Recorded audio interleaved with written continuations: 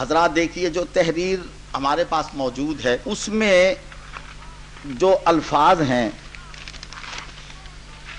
وہ یہ ہیں کہ یہاں پر مسلک علماء دیوبند کی شکست کا لفظ لکھا ہے، یعنی علماء دیوبند. اس پہ کسی دوسرے مسلک یعنی حنفی مسلک یا جناب کوئی اور ان کے جو نام ہیں وہ انہوں نے نہیں لیے.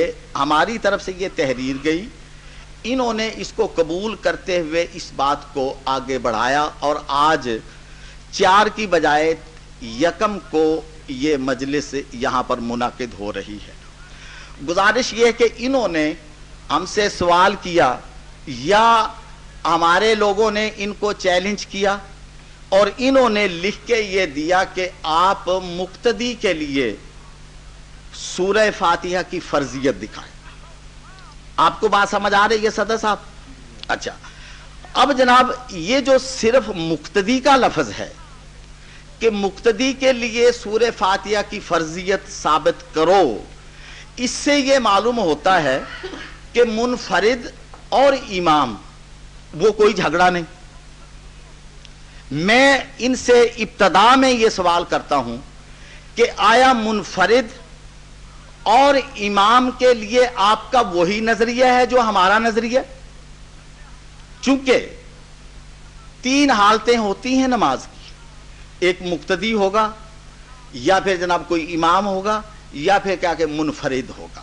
اس کے علاوہ چوتھی کوئی حالت تقریباً عام حالات میں نہیں بنتی. اب انہوں نے صرف مقتدی کو لیا ہے. اس کا مقصد یہ عام واضح ہو گئی بات کہ مولانا نعمانی خصوصاً دیوبندی مکتبہ فکر کے جو یہ بزرگ میرے سامنے تشریف فرما ہیں، ان کا ہمارے ساتھ صرف مقتدی کے معاملے میں جھگڑا ہے. منفرد اور امام کے معاملے میں یہ ہمارے ہم نوا ہیں، بلکہ جو نظریہ ہمارا ہے اس کو یہ تسلیم کرتے ہیں. اب جناب سوال یہ ہے کہ میں ان سے یہ پوچھتا ہوں کہ مقتدی، چونکہ ہمارا دعویٰ یہ ہے کہ مقتدی ہو، منفرد ہو، امام ہو، کوئی بھی ہو، جو نمازی ہوگا اگر وہ نماز میں سورہ فاتحہ نہیں پڑھے گا اس کی نماز نہیں ہے. اب جناب سوال یہ کہ انہوں نے 3 حالتوں میں سے ایک حالت کو لیا ہے، مقتدی کی حالت کو لیا. اس کا مقصد یہ ہے کہ آٹومیٹک خود بخود انہوں نے 2 حالتوں میں ہمارا نظریہ تسلیم کر لیا ہے. اس میں یہ ہمارے ساتھ، اور ہم ان کو خوش آمدید کہتے ہیں. بڑی اچھی بات ہے کہ صرف جھگڑا جو ہے وہ مقتدی کے مسئلے پہ امام کے معاملے میں اور منفرد کے معاملے میں یہ جناب ہمارے ساتھی ہیں، ہمارے جناب کیا کہ یہ بھائی ہیں. انہوں نے ہمارے نظریے کو تسلیم کر لیا. الحمدللہ میں ان کو خوش آمدید کہتا ہوں. اور یہ بڑی اچھی بات ہے کہ 3 حالتوں میں سے 2 حالتوں میں ہم اکٹھے ہیں. صرف ایک حالت میں ان لوگوں نے ہم سے اختلاف کیا. اب میں جناب ان سے یہ پوچھتا ہوں کہ اگر کوئی مقتدی امام کے پیچھے سورہ فاتحہ پڑھ لے، آپ کے نزدیک اس کا سورہ فاتحہ پڑھنا حرام ہے؟ یا جیسا کہ حنفیہ کے یہاں، دیوبندیوں کے یہاں مکروہ کی 2 قسمیں ہیں، ایک تحریمی اور ایک تنزیہی. اگر مکروہ ہے تو ان 2 قسموں میں سے کون سا مکروہ؟ یا آیا آپ اس بات کو تسلیم کرتے ہیں اگر کوئی پڑھ لے بالفرض، اگر کوئی سورہ فاتحہ امام کے پیچھے پڑھ ہی لے تو کیا یہ اس کو کہتے ہیں کہ اس کی نماز چلو جی ہو گئی، اگرچہ اس نے اچھا کام نہیں کیا جیسا کہ یہ لوگ کہتے ہیں، لیکن چلو پڑھ لی ہوگی یعنی مباح ہے؟ میرا سوال یہ ہے آپ اس کو جناب پہلے طے کر لیں کہ 2 حالتوں میں یہ ہمارے ساتھ ہیں، ہمارے بھائی ہیں الحمدللہ. انہوں نے جناب کیا کہ بڑی دیر کے بعد اس تحریر کے مطابق اس بات کو تسلیم کیا ہے کہ منفرد اور امام کے معاملے میں یہ ہمارے ساتھ ہیں. مقتدی کے مسئلے میں جھگڑا ہے. اب میرا جو سوال صدر صاحب آپ نے بھی سن لیا، میں جناب کیا کہ ان سے یہ پوچھتا ہوں کہ آیا اگر مقتدی امام کے پیچھے سورہ فاتحہ پڑھ لے وہ پڑھنا حرام ہے؟ वो पढ़ना मकरूह है। फिर मकरूह की जो दो किस्में इनके यहाँ चलती हैं, उनमें से वो कौन सी किस्म है? या फिर जनाब इससे जरा नीचे चल के आया ये मुबाह है कि उसने पढ़ लिया, चलो जी पढ़ लिया, उसकी नमाज हो गई। सवाल ये पैदा होता है, हम इन दोस्तों को इत्तिफाक की दावत देते हैं। हमने इनको हमेशा कहा आओ हमारे साथ जनाब क्या कि मदीने की बात करो, किसी दूसरी जगह की बात ना करो, हम सारे भाई हैं, मदीना मक्का हमारा मरकज है, वहां आओ चलें। दूसरी तीसरी जगह का ना कोई नाम लो मसलक के बारे में, ना जनाब लोगों को दावत दो, आओ मक्का और मदीना हम सारे भाई इकट्ठे होकर जनाब मक्के मदीने की बात करें। लेकिन मेरा एक, आप इससे नाराज ना हो, बल्कि मैं एक जरा आप दोस्तों की मालूमात के लिए ये अर्ज करता हूं कि ये जो देवबंद का लफ्ज है, आया ये कोई इस्लामी लफ्ज है? मसला हनफी तो हुआ कि मुसल्लमा एक फिरका है, हम मानते हैं कि 4 बुजुर्ग गुजरे हैं, उनकी तरफ इन्होंने अपने आप को किसी ने मंसूब करके हनफी कहलवा लिया, किसी ने शाफी कहलवा लिया, किसी ने मालकी कहलवा लिया, किसी ने जनाब क्या कि हम्बली कहलवा लिया, चलो। लेकिन ये जो देवबंद का मसला है, आया ये भी कोई इस्लामी फिरका है या इस्लामी नाम है, या जनाब क्या कि इन्होंने जबरदस्ती जिस तरह और काफी चीजों को इन लोगों ने जनाब क्या कि इस्लाम का जनाब लिबादा उड़ा के जनाब लोगों के सामने पेश कर दिया कि जनाब क्या कि ये इस्लाम है, ये इस्लाम है, यानी सीना जोरी से। मैं आपको यकीन दहानी कराता हूं, हम लोग इत्तिहाद की दावत देते, अल्लाह की किताब, उसके रसूल हजरत मोहम्मद सल्लम की सुन्नत और बाकी दीगर जितनी चीजें हैं इनके ताबे हैं, उनका एहतराम, उनकी तकरीम हमारे लिए क्या कि लाजमी और जनाब क्या कि हमारे लिए जरूरी है। हजरात गुजारिश ये है कि बात उलझ ना जाए, मेरे जो 2 सवाल हैं उनके बारे में आप मौलाना से मुझे वजाहत ले दें, मैं खामोशी से सुनूंगा। आपने जो मेरी बात सुन ली, मैं खुशी महसूस करूंगा कि अगर वो ये फरमा दें कि मुनफरिद और इमाम के मामले में हम आपके साथ हैं और मुक्तदी की जनाब हमारा झगड़ा है, तो उसके बाद जनाब हम मुक्तदी के लिए जो सूरह फातिहा के अहकाम है, मैं वो दलाइल जरा पेश करूंगा और मैं साबित करूंगा कि जनाब क्या कि मुक्तदी के लिए नमाज में सूरह फातिहा पढ़ना लाजमी है, जरूरी है, इसके बगैर नमाज नहीं होती। अगर सदर साहब हम यहां लड़ने के लिए नहीं आए और मुझे महसूस होता है कि आपकी तबीयत पे कुछ बोझ पड़ा, मैं आपकी खिदमत में ये अर्ज करूंगा कि अगर हमारे किरदार से, हमारी गुफ्तगू से आपकी तबीयत पे बोझ पड़े तो मैं समझता हूं ये कोई मुफीद बात नहीं है। मैं आपकी विसातत से, अब मैं उनको मुखातिब नहीं करता, आपकी विसातत से मैं अर्ज करूंगा कि मुक्तदी के अलावा जो 2 सूरतें हैं वो ये वाज़िया कर दें, और फिर अगर मुक्तदी पढ़ ले तो उसकी जनाब सूरत वाज़िया कर दें कि हराम किया उसने, या मकरूह फेल किया, या मुबाह फेल किया। अब अगर ये बात वाज़िया हो जाएगी तो जनाब क्या कि हमारा इनका आपस में प्यार हो जाएगा, बिल्कुल आपको भी अल्लाह ताला अजर देंगे, आपको अल्लाह ताला सवाब देंगे कि आप 2 भाइयों को इकट्ठा कर देंगे। चूंकि वो 2 फुट तो हमारे करीब आ गए हैं, 2 मसले तो उन्होंने हमारे मान लिए। वो कहते हैं जी मुक्तदी का झगड़ा है, सिर्फ आप इसके लिए साबित करें, बाकी जनाब क्या कोई बात नहीं है। चूंकि उसमें ये हमारे हम नवा हो चुके हैं, अल्लाह ने बड़ा एहसान किया। इस मसले में अगर ये आपकी विसासत से, आपकी मौजूदगी में ये भाई हमारे साथ मिल जाएं तो हमें बड़ी खुशी होगी। ये वजाहत करें इस बात की कि मुक्तदी इमाम के पीछे अगर सूरह फातिहा पढ़ ले, वो उसने हराम काम किया, या उसने मकरूह काम किया, या उसने मुबाह काम किया। अगर आप इस मसले की वजाहत ले दें, मैं आपको यकीन दहानी कराता हूं कि मैं बिल्कुल खामोश रहूंगा। आप जब कह देंगे कि इन्होंने वाकई आपके सवाल का जवाब दे दिया है और आप मुतमईन हो गए हैं, तो जनाब क्या कि फिर क्या बात है कि हम आपस में इतने करीब आ गए हैं, थोड़ा सा फासला रह गया है, अल्लाह वो भी तय करा दे। और जनाब क्या कि मैं अपनी दूसरी टर्न पे मुक्तदी के ऊपर सूरह फातिहा के जो अहकाम है वो अल्लाह की मेहरबानी से, आपकी विसासत से मैं नहमदुहु व नुसल्ली अला रसूलिहिल करीम। اما بعد فاعوذ باللہ من الشیطان الرجیم بسم اللہ الرحمن الرحیم وَإِذَا قُرِئَ الْقُرْآنُ فَاسْتَمِعُوا لَهُ وَأَنصِتُوا لَعَلَّكُمْ تُرْحَمُونَ صدق اللہ العلی العظیم۔ بزرگوں، دوستو، عزیزو، آج ہم یہاں پر ایک خالص علمی مسئلہ، اس کے بارے میں قرآن و سنت کی روشنی میں یہ بات دیکھنے کے لیے، ثابت کرنے کے لیے کہ ہم دونوں فریقوں میں سے کون سا فریق ہے جو کتاب و سنت کے مطابق اس مسئلے کو ماننے والا ہے، اس بات کے لیے ہم یہاں پر دونوں فریق اکٹھے ہوئے ہیں۔ اس لیے میں تو اپنی اس باری میں کوشش کروں گا، اور آئندہ بھی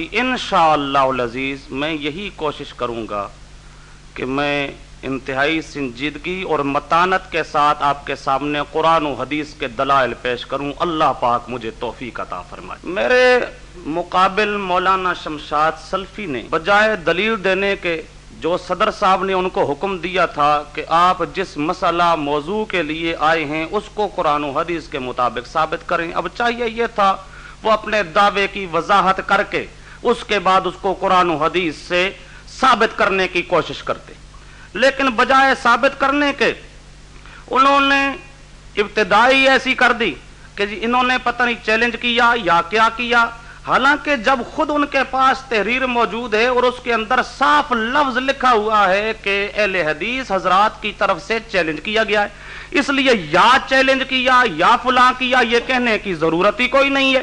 اسے کہتے ہیں بنا الفاسد علی الفاسد، یا اسے یوں کہا جاتا ہے کہ خشت اول چون حد میں مار کج تاثریا میرا ود دیوار کج، انہوں نے بنیاد ہی عجیب ڈال دی۔ اب چاہیے تو یہ تھا اپنے مسلک کی یہ وضاحت کرتے، وہاں پر صاحب موجود ہے، چیلنج دینے والا ہمیں چیلنج دیتا ہے سورہ فاتحہ خلف الامام، اور بریکٹ کے اندر خود اس نے لفظ لکھا ہے مقتدی، یعنی وہ ہمیں چیلنج کر رہا ہے مخصوص طور پر مقتدی کے لیے، امام اور منفرد کے لیے نہ اس نے ہمیں چیلنج کیا، نہ اس مسئلہ میں ہم نے اس کا چیلنج قبول کیا۔ آپ مولانا ذرا بار بار اور ذرا پڑھیں اپنی اس تحریر کو، ذرا غور کریں، اس کو سوچیں، تحریر کیا ہے؟ تحریر آپ کے سامنے ہے، جن کو آپ نے بلایا وہ ہمیں چیلنج دے رہی ہیں فاتحہ خلف الامام، آگے بریکٹ میں خود لکھتے ہیں مقتدی۔ جب انہوں نے چیلنج دیا مقتدی پر، ہم نے چیلنج قبول کیا مقتدی پر، تو موضوع متعین ہو گیا مقتدی، لہذا سارا مناظرہ ہونا ہے مقتدی کے اسی موضوع پر، اسی کو ہم نے ثابت کرنا ہے قرآن و حدیث کی روشنی میں۔ لیکن مولانا کہتے ہیں جی تین حالات ہوتے ہیں، فلاں ہوتا ہے۔ اگر ان کے آدمیوں نے ہمیں امام اور منفرد کے مسئلے میں چیلنج دیا ہوتا، پھر ہم نے اس مسئلے میں ان کی کوئی ہم نوائی کی ہوتی یا چیلنج قبول کیا ہوتا، تب تو اس مسئلے کو چھیڑنے کی ضرورت تھی۔ لیکن جب آپ کو ایک بات کے لیے بلایا گیا ہے، تحریر آپ کے سامنے ہے، اس کو ذرا پھر بغور پڑھیں، اس کے اندر توجہ کریں، غور کریں، آپ کو پتا چلے گا جس بات کے لیے آپ کو بلایا گیا ہے اگر آپ کے اندر ہمت ہے تو اس کو قرآن و حدیث کی روشنی میں ثابت کریں۔ اور چونکہ میں جانتا ہوں ہم نے ان ساتھیوں کو دیکھا ہوا ہے، اور اب بھی انشاءاللہ العزیز آپ کے سامنے سب کچھ ظاہر ہو جائے گا۔ اب انہوں نے وقت گزارنے کے لیے کوئی ادھر کی باتیں کوئی ادھر کی باتیں، پھر اپنے دعوے کی وضاحت نہیں کی۔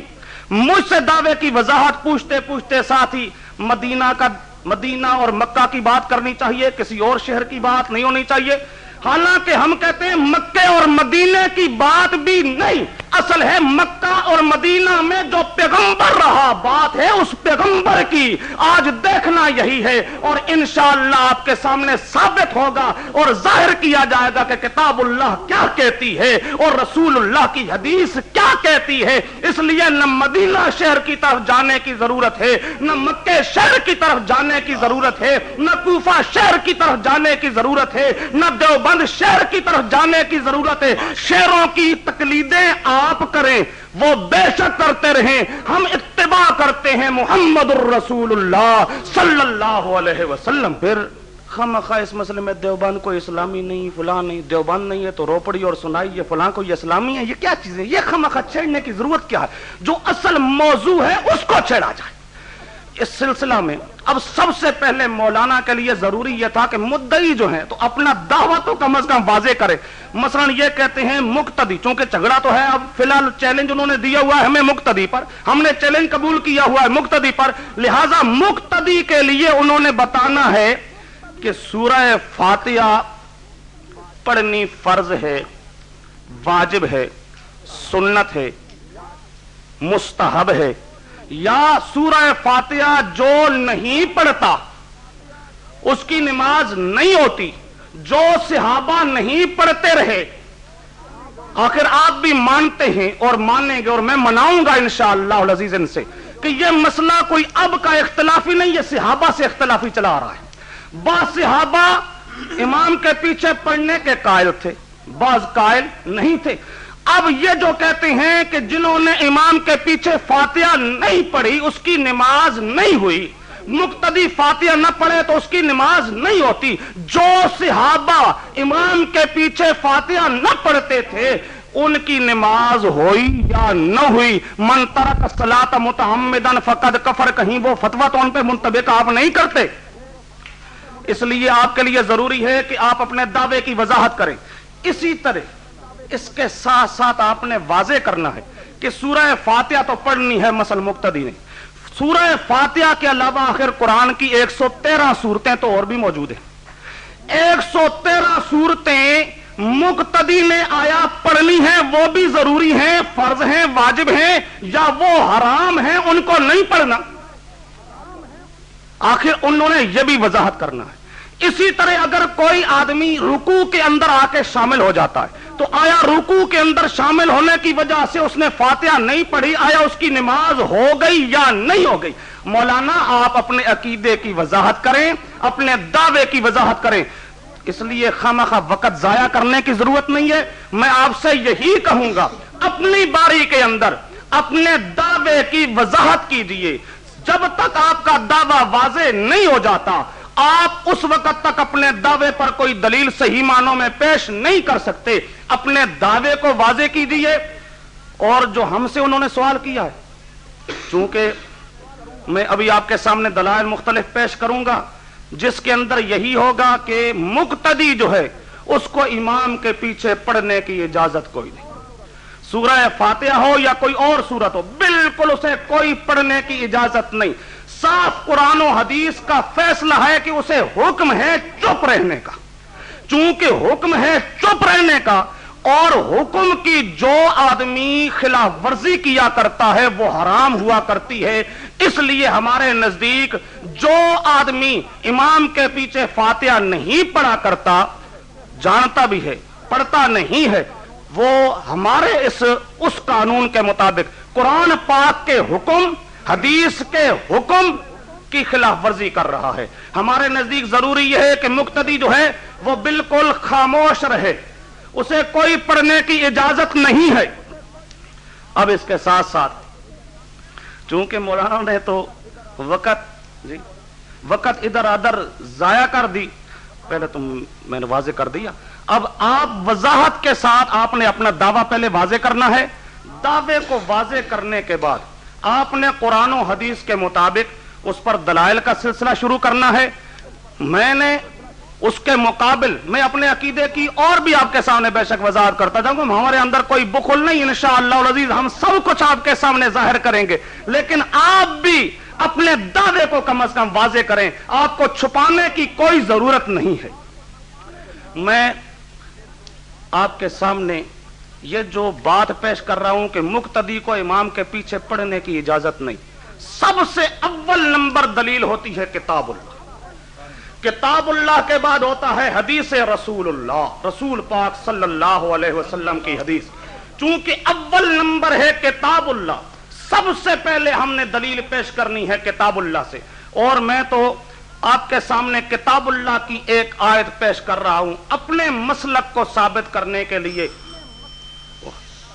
بسم اللہ الرحمن الرحیم۔ جناب صدر، میں نے پہلے جناب سے گزارش کیا تھا کہ آپ کی وساطت سے میں ان سے یہ بات صدر صاحب میں اس لیے جناب سے مخاطب ہوں کہ تاکہ آپ کو کسی قسم کا کوئی شکوہ یا شکایت پیدا نہ ہو.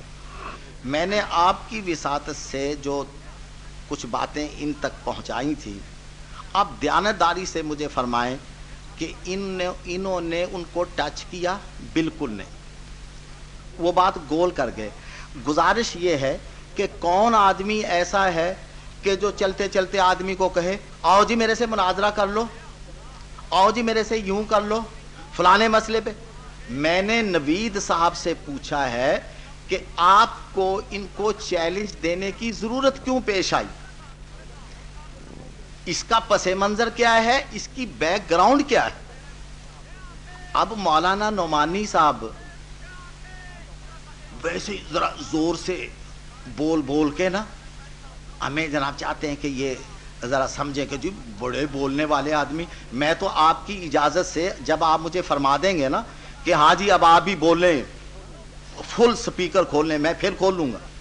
میں نے اب آپ کو مطمئن رکھنا ہے. میں آپ کو بات بتاؤں، مولانا نعمانی کو نہیں، آپ کو آپ جو فرمائیں گے میں نے وہ کام کرنا. چونکہ ہم اتفاق جناب گزارش یہ ہے، نوید صاحب یہاں پر بیٹھے ہوئے ہیں، آپ ان سے پوچھ لیں کہ یہ چیلنج دینے کی ضرورت کیوں پیش آئی. مولانا یہاں پر تشریف لائے یعنی آپ کی اس منڈی میں، انہوں نے خام خواہ ہمارے اوپر جناب کیچڑ اچھالا، لے دے کی، تو ہمارے جناب کیا کہ دوستوں کو مجبوراً ان کو کہنا پڑا کہ جناب اگر آپ یہاں جلسے میں کہہ رہے ہیں تو جناب پھر کیا کہ آپ ایسے کریں بھی ہمارے ساتھ اس پہ مناظرہ کر لیں. اس میں مولانا کوئی ایسی بات نہیں جس سے آپ گھبرا رہے ہیں. آپ نے یہ شرارت پہلے خود چھیڑی جلسہ عام میں، وہاں پر ہمیں رگیدا، وہاں پر ہمارے اوپر کیچڑ اچھالا، اور آپ یہ سمجھتے تھے کہ یہاں پر اس کا جواب دینے والا کوئی نہیں ہوگا. الحمدللہ ہمارے میں اللہ کی مہربانی سے اتنی طاقت اور قوت ہے قرآن و حدیث کی موجودگی میں کہ ہم جناب ہر اس مسلک کا جس کا تعلق مکے اور مدینے سے نہیں ہے، ہم نے آج تک اس کا ڈٹ کے مقابلہ کیا اور آئندہ بھی کریں گے. مولانا نے کیسی، ویسے مولانا نعمانی ہے تو ویسے قابل مبارکباد. آج جناب کیا کہ بالکل مان گئے کہ نہ مدینے جاؤ، نہ مکے جاؤ، نہ دیوبند جاؤ. ان کی ٹیپ ذرا آپ سن لیں. افسوس جب آپ کے سامنے یہ لفظ کہہ رہے تھے کہ نہ مکے جاؤ، نہ مدینے جاؤ، نہ دیوبند جاؤ. اب جناب میں ان سے عرض کرتا ہوں کہ یہ آئندہ کم سے کم مکی اور مدنی تو یہ پہلے نہیں کہلواتے، اب یہ دیوبندی اپنے آپ کو نہ کہلوائیں، چونکہ انہوں نے آج یہاں پر اقرار کر لیا ہے کہ جناب شہروں کی طرف نسبتیں چھوڑو. آج مولانا نعمانی نے کیسی بات کہی، اللہ آپ کو جزائے خیر دے. آج جناب آپ مان گئے کہ جناب یہ دیوبند والا بھی سلسلہ جو ہے نا یہ نہیں ٹھیک، اور مکے والا بھی ٹھیک نہیں، مدینے والا بھی ٹھیک نہیں. لو اندازہ کر لو کیسی بات ہے. جناب گزارش یہ کہ جس پس منظر میں ان کو چیلنج دیا گیا ہے، آپ ذرا نوید صاحب سے پوچھ لیں آیا ہمارے آدمیوں نے ان کو ویسی چھیڑ دیا؟ بلا وجہ تو نہیں چھیڑا جاتا. انہوں نے جناب بات کی تو تب جناب کیا کہ ہمارے آدمیوں نے جناب کیا کہ ان کو چیلنج دیا. اب رہا جناب مسئلہ یہ، دیکھا میں نے آپ کو پہلے کہا تھا میں اتفاق کی دعوت دے رہا ہوں. میں ان کو کہہ رہا ہوں کہ آپ دو مسئلے ہمارے تسلیم کر چکے ہیں، اب یہ ایک رہ گیا، ذرا اس کی بھی تھوڑی سی وضاحت کر دو. تو جناب آپ ہمارے قریب آ جائیں، ہمارے سینے سے لگ جائیں، آپ ہمارے بھائی ہیں. میں اتفاق اور اتحاد کی دعوت دے رہا ہوں. اب وہ دو باتیں یہ گول کریں گے. میں آپ کی وساطت سے اپنی یہ عرض ان تک پہنچانا چاہتا ہوں کہ امام اور منفرد کے لیے سورہ فاتحہ کا جناب انہوں نے وہ نظریہ قبول کر لیا ہے جو اہل حدیث کا ہے، یا اس سلسلے میں ابھی یہ جناب کیا کہ بات چھپائے میں. میں آپ سے عرض کرتا ہوں آج یہاں پر واضح ہوگا کہ یہ امام اور منفرد کے مسئلے میں مقتدی کے معاملے سورہ فاتحہ کے معاملے میں مخلص نہیں ہے، اسی لیے انہوں نے بات ٹالی. جھگڑا جو ہے اس کو ذرا یہ چاہتے ہیں کہ لوگوں کی نظروں میں دھول جھونکی جائے. मैं अर्ज करूंगा, मैं साबित करूंगा कि इनके मजहब में सूरह फातिहा के साथ इतनी दुश्मनी है। मैं वो इबारतें आपको पढ़ के सुनाऊंगा, नौज बिल्लाह अस्तगफिरुल्लाह। आप जब वो इबारत सुनेंगे आप चीख उठेंगे। सूरह फातिहा से इनको अजली दुश्मनी। क्यों? इसका सबब इसलिए कि जनाब ना ये सूरह फातिहा जनाजे में पढ़े, ना जनाब क्या कि ये मुक्तदी को पढ़ने दे, और ना जनाब क्या कि ये जो आखिरी दो रखते होती हैं उनमें ये पढ़ें। और फिर आप पता क्या कहते हैं जी, आप वाजिया करें फर्ज, वाजिब, सुनन, और जनाब क्या कि तीसरी बात चौथी बात गोल कर गए। मैं इनको चैलेंज करता हूं नोमानी साहब, आपको वास्ता नहीं पड़ा। आज मैं जनाब आपसे पूछूंगा कि आप मुझे जो आपकी किताबों में या आपकी जबान में यह है कि नमाज के इतने फराइज हैं, नमाज के इतने वाजिबात हैं, नमाज के इतने सुनन हैं, आज अल्लाह के रसूल हजरत मोहम्मद सल्लल्लाहु अलैहि वसल्लम से या इमाम अबू हनीफा से सनद के साथ, मेरी शर्त सदर साहब आप याद रखें, सनद के साथ नमाज के फराइज, नमाज के वाजिबात, नमाज के सुनन, नमाज के मुस्तहब्बात जो इनकी किताबों में लिखे हैं वो ये मुझे कुरान और हदीस की रोशनी में साबित करें। और जनाब से अर्ज है कि इन्होंने बात गोल पता क्यों कहते हैं जी, हम तो जनाब कुरान हदीस को मानते हैं। जनाब अगर आप मुझे इजाजत दें, मैं इनकी किताब से एक इबारत जब आप फरमाएंगे, जब आप मुनासिब मुझे कहेंगे, मैं इनकी एक किताब से कुरान और हदीस के बारे में या कुरान और हदीस के मकाम के सिलसिले में एक इबारत पढ़ के हुजूर को सुनाना चाहता हूं कि कुरान और हदीस का इनके नजदीक मकाम क्या है। अब अगर इनका जनाब मक्के मदीने से या कुरान हदीस से कोई ताल्लुक होता, ये जो फिका हनफिया का जनाब क्या कि इन्होंने एक मसला चलाया हुआ है, इसकी इनको जरूरत क्यों पेश आई?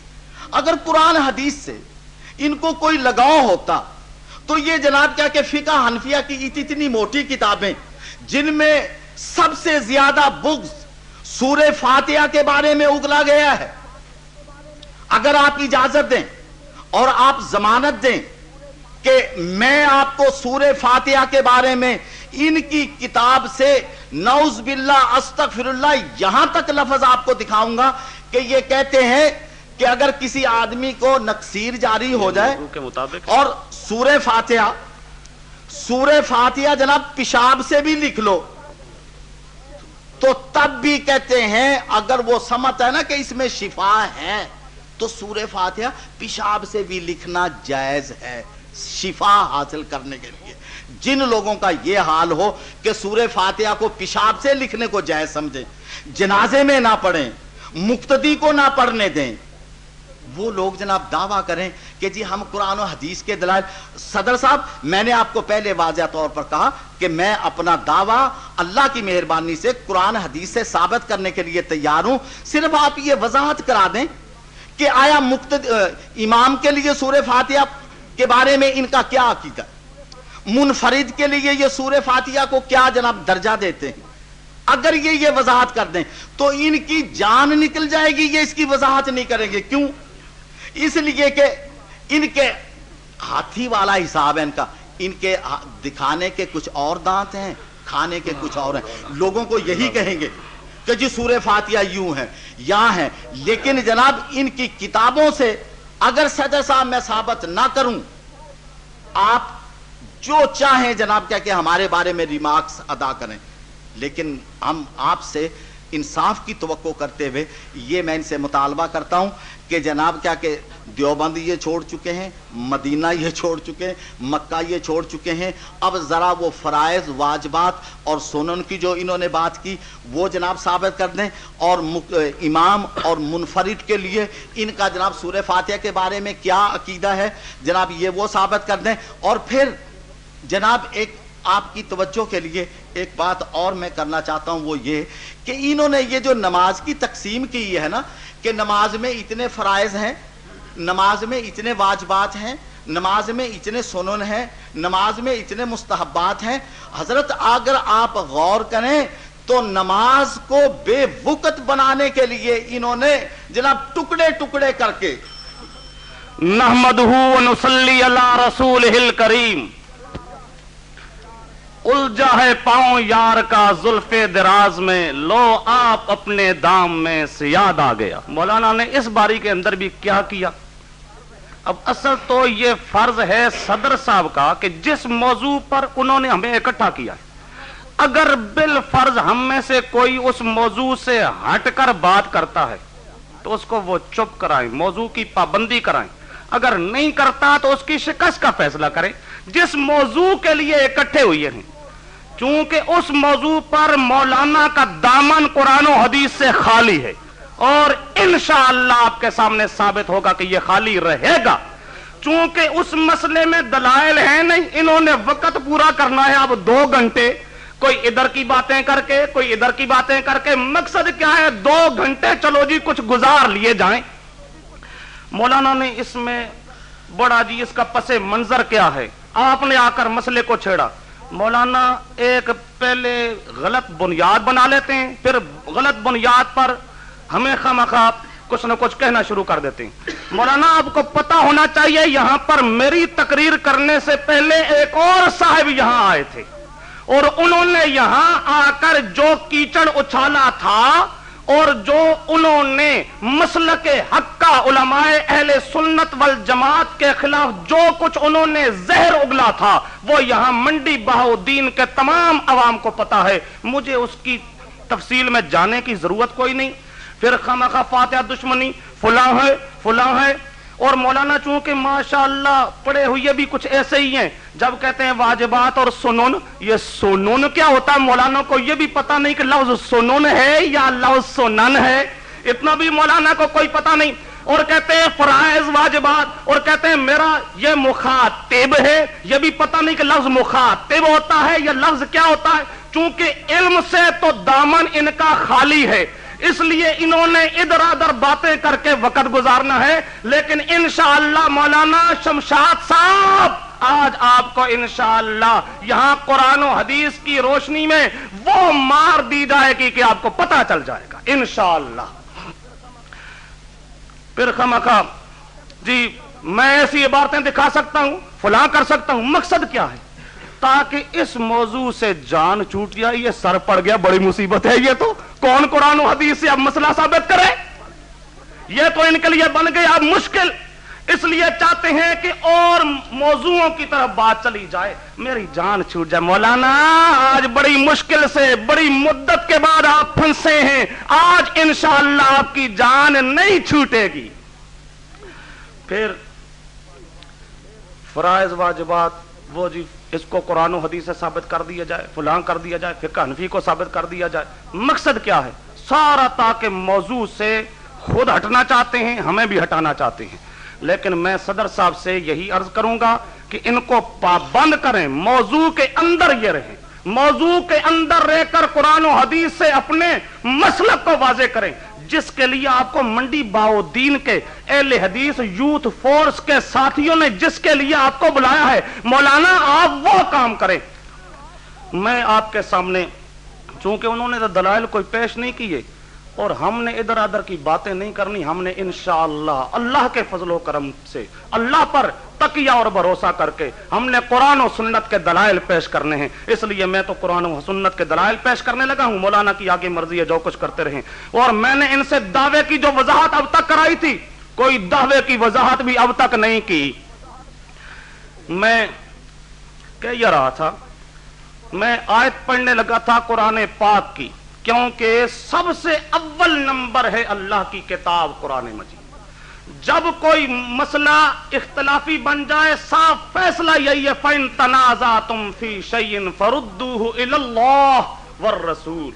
اطیعوا اللہ والرسول. پہلے اطیعوا اللہ کی بات مانیے، پھر رسول پاک کی بات مانیے. اول نمبر اللہ کی کتاب قرآن مجید. قرآن مجید سے میں آپ کے سامنے دلیل پیش کرنے لگا ہوں. جو ہمارا مسلک ہے کہ امام کے پیچھے جو مقتدی ہو، اس مقتدی کو چپ رہنے کا حکم ہے. قرآن پاک کی آیت ہے وَإِذَا قُرِئَ الْقُرْآنُ فَاسْتَمِعُوا لَهُ وَأَنصِتُوا لَعَلَّكُمْ تُرْحَمُونَ۔ اذا قرئ القرآن، جب قرآن پڑھا جائے تو تم توجہ کرو، کان لگاؤ، وَأَنصِتُوا اور چپ رہو، لَعَلَّكُمْ تُرْحَمُونَ تاکہ تم پہ رحم کیا جائے۔ اب قرآن پاک کی یہ آیت اگر اسی صرف آیت کو دیکھا جائے، تفسیر باقی شان نزول باقی تمام چیزوں سے ہٹ کر قرآن پاک کا صاف فیصلہ ہے کہ قرآن پڑھا جائے تو تمہارے لیے حکم یہ ہے کہ تم چپ رہو، تمہیں ساتھ ساتھ پڑھنے کی کوئی اجازت کوئی نہیں ہے۔ میرے پاس یہ موجود ہے تفسیر ابن جریر، اس کے اندر اذا قرئ القرآن کا شان نزول لکھا ہوا ہے۔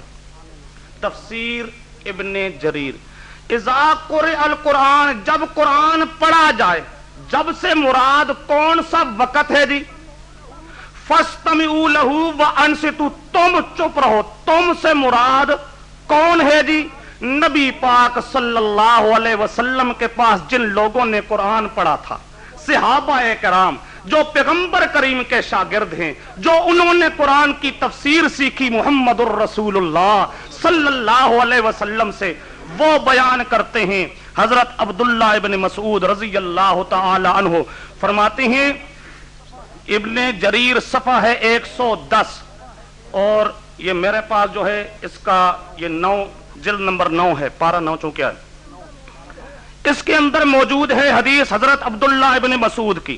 حدثنا ابو قریب قال حدثنا المحاربی عن داود ابن ابی ہند عن بشیر ابن جابر قال، یہ یہاں پر اس طرح لکھا ہوا ہے، اصل میں یسیر ہے، وہ دوسری روایات کو ملا کے پتہ چلتا ہے۔ قال صلی ابن مسعود فسمع ناسا يقرؤون مع الامام فلما انصرف قال اما آن لكم ان تفهموا اما آن لكم ان تعقلوا واذا قرئ القرآن فاستمعوا له وانصتوا كما امركم الله۔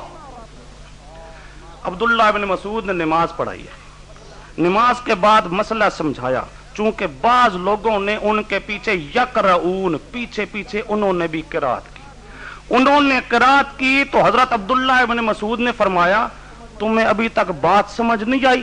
قرآن کی یہ آیت تمہیں پتہ نہیں؟ اللہ پاک فرماتا ہے کہ جب قرآن پڑھا جائے تو تم چپ رہو۔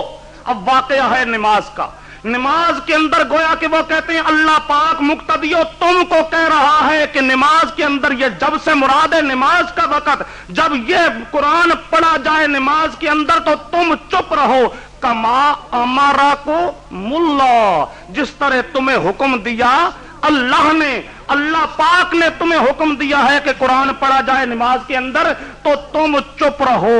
تفسیر ابن جریر سے میں نے آپ کے سامنے پیش کر دیا۔ اس کے ساتھ یہ ہے میرے پاس کتاب القراءت للبیہقی، اس کا ہے صفحہ 89، یہ جو میرے پاس